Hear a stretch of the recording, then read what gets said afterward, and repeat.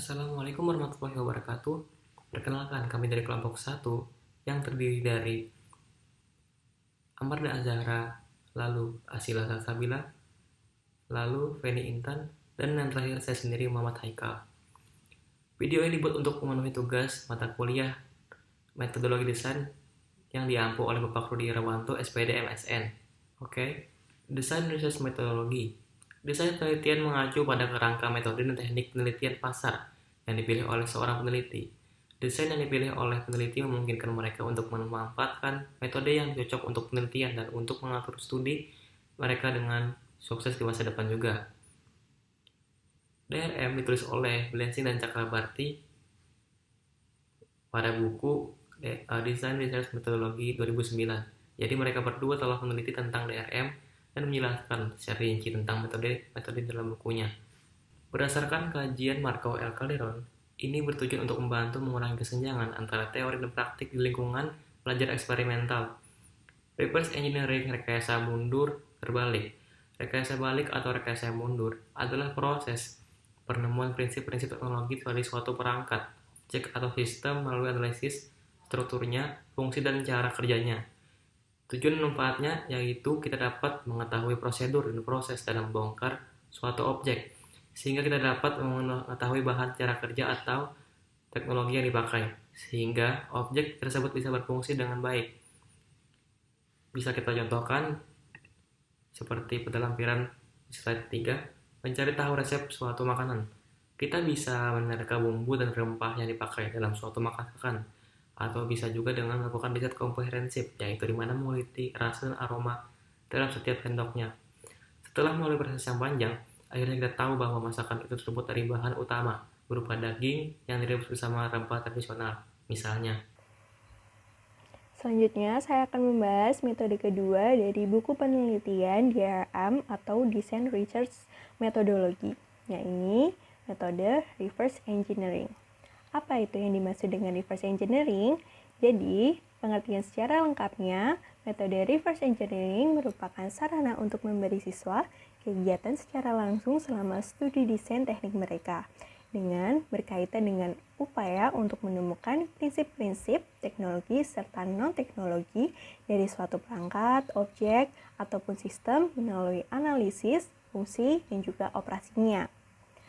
Metode ini berupaya untuk membongkar dan juga menganalisis cara kerja secara detail dan juga terperinci untuk mencoba menangkap kembali spesifikasi abstrak dan juga fungsional. Jadi sebenarnya apa sih tujuan utama dari metode ini? Tujuan utama dari metode ini yaitu membantu siswa untuk memahami dan juga membandingkan dengan kesimpulan merata tersendiri atau biasa disebut dengan trade-off. Apa itu yang dimaksud dengan trade-off? Jadi, trade-off merupakan situasi di mana seseorang harus membuat keputusan dua hal atau lebih dengan mengorbankan atau kehilangan suatu aspek dengan alasan tertentu untuk memperoleh aspek lainnya yang pastinya dengan kualitas yang berbeda sebagai pilihan yang diambilnya. Jadi secara sederhananya, metode ini yakni perilaku seseorang individu yang merelakan sesuatu hal demi mendapatkan barang tertentu. Contohnya dapat kita lihat dari penerapan film Avengers Infinity War. Kita dapat melihat bahwa Thanos itu sangat terobsesi dengan kekuatannya. Ia rela untuk mengorbankan anaknya sendiri yaitu Putri Gamora untuk mendapatkan batu Soul Stone demi untuk mendapatkan kekuatannya.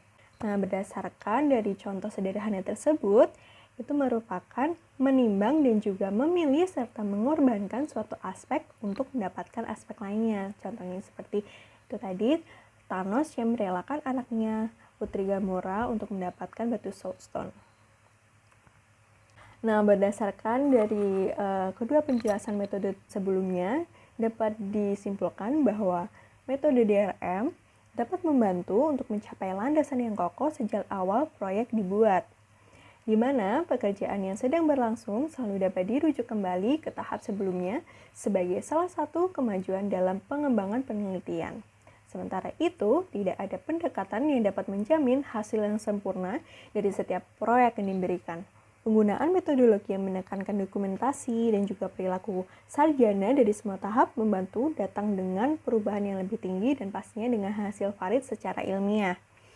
Karena metodologi DRM atau Design Research Methodology menjadi lebih populer di kalangan ilmiah dan juga pengalaman baru bagi masyarakat akan membantu memperkaya pemahaman metodologi itu sendiri dalam praktis dan juga transisi di antara berbagai tahapan.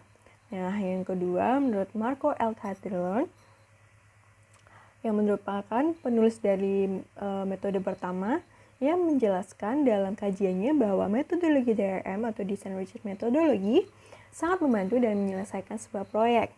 Yang dinamakan metode DRM berkaitan dengan pedagogi desain yang telah diidentifikasi oleh Leonardo Burgherser sebagai salah satu dari 10 bidang ilmu desain. Oke, selanjutnya saya akan menjelaskan makalah yang berjudul Struktur Proses Desain Ideal dan Kenyataan dalam tesis doktoral Bruce Archer 1968 by Stephen Boy Davis and Simon Griswold. Makalah ini berpusat pada satu dokumen, yaitu tesis doktoral tahun 1968 milik L. Bruce Archer. Makalah ini menelusuri publikasi penulis sebelumnya dan sumber-sumber yang menginformasikan dan mengilhami pemikirannya sebagai cara untuk memahami lintasan ide-idenya dan motivasi untuk karyanya di Royal College of Art dari tahun 1962. Siapa sih L. Bruce Archer? L. Bruce Archer, yang biasa dikenal dengan Bruce Archer, lahir pada tahun 1922. Ia merupakan insinyur mekanik sewaan sekaligus profesor desain di Royal College of Art, Inggris, tempatnya menempuh ilmu. Ia merupakan pemerjuang penelitian dalam desain dan membantu menetapkan desain sebagai disiplin akademis. Pada tahun 1961, Archer diangkat oleh Misa Black untuk menjadi kepala desain industri sekaligus memimpin proyek penelitian studi dan fungsi desain peralatan rumah sakit non-bedah yang didanai oleh Yayasan Nuffield. Pada tahun 1962, ia mengidentifikasi 4 masalah desain, yaitu wadah untuk pembalut kotor, cara mengurangi pemberian obat yang salah kepada pasien, perlunya desain standar tempat tidur rumah sakit, dan cara mencegah pintu kontrol asap dibuka secara rutin. Namun sayangnya, penelitian tersebut tidak berjalan dengan mulus dikarenakan pihak yayasan yang tidak menyetujui dengan hasil proyek penelitiannya dan memberhentikan proyek penelitian tersebut. Namun di balik itu, Archer ingin memahami sifat desain serta menemukan cara mendesain yang lebih baik. Ia bersikeras dan berkata, "Saya tidak melakukan ini untuk membantu berlatih desainer. Saya melakukan ini untuk sepenuhnya memahami proses desain." Pada tahun 1961, Misa Black mengangkatnya menjadi kepala desain industri di Sekolah Tinggi Kerajaan dan memintanya untuk memimpin proyek penelitian yang disebut Studi Fungsi dan Desain Peralatan Rumah Sakit Non-Bedah. Penelitian ini didanai oleh Yayasan Nuffield dengan mengidentifikasi 4 masalah sebagai fokus tubuh pengetahuan yang terorganisir, termasuk di dalamnya desain tempat tidur standar rumah sakit. Topik ini dipilih berdasarkan riset Royal College of Nursing melaporkan tingginya insiden cedera punggung yang dialami oleh para perawat karena desain tempat tidur yang buruk. Tempat tidur rumah sakit yang direncanakan harus tinggi untuk meminimalisir cedera pada perawat. Tetapi sayangnya, tempat tidur dibuat rendah untuk pasien masuk dan keluar. Dari masalah tersebut, solusinya adalah perencanaan desain tempat tidur dengan ketinggian yang dapat disesuaikan. Dalam pengerjaan proyek tersebut, tim harus berurusan dengan standar keselamatan, manajemen rumah sakit, kepuasan pasien, perdagangan industri, hubungan eksternal, dan budaya institusional, serta politik di sejumlah tingkatan.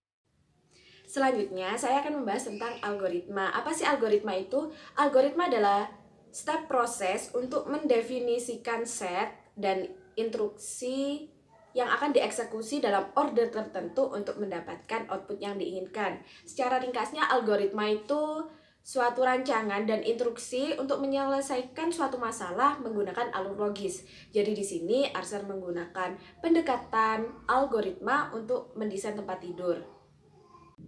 Contoh algoritma lainnya yang ada dalam kehidupan sehari-hari itu seperti, perlukah kita bawa payung? Pasti muncul pertanyaan, apakah hujan? Jika tidak hujan, kita tidak perlu membawa payung.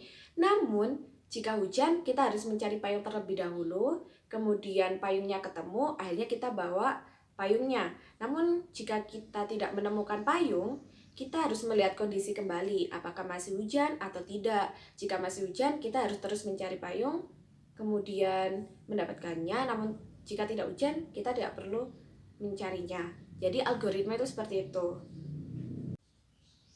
Selanjutnya, saya akan membahas tentang perbandingan dari dua makalah, yaitu Design Research Methodology dengan tesis Leonardo Burch-Archer. Dimulai dari persamaannya. Pertama, mereka sama-sama membahas tentang metodologi penelitian desain. Yang kedua, mereka sama-sama memerlukan sebuah perencanaan dan perumusan dalam metode yang mereka bahas. Yang ketiga, mereka sama-sama menggunakan dasar dan data analisis untuk melihat kondisi dan situasi yang ada di lingkungan sekitar dalam perumusan makalah dan tesis. Kemudian perbedaannya, pertama, materi 1 yaitu Design Research Methodology digunakan sebagai pemahaman dan perbandingan dari kesimpulan masing-masing individu. Sedangkan materi kedua yaitu tesis Archer digunakan sebagai lintasan ide dan motivasi karya. Kedua, Design Research Methodology menggunakan metode rekayasa terbalik, sedangkan tesis Archer menggunakan metode algoritmik atau algoritma. Ketiga, Design Research Methodology bertujuan sebagai metode pedoman pendukung dalam kerangka kerja penelitian desain, sedangkan tesis Archer bertujuan sebagai pemersatu pikiran-pikiran Archer dalam ilmu desain.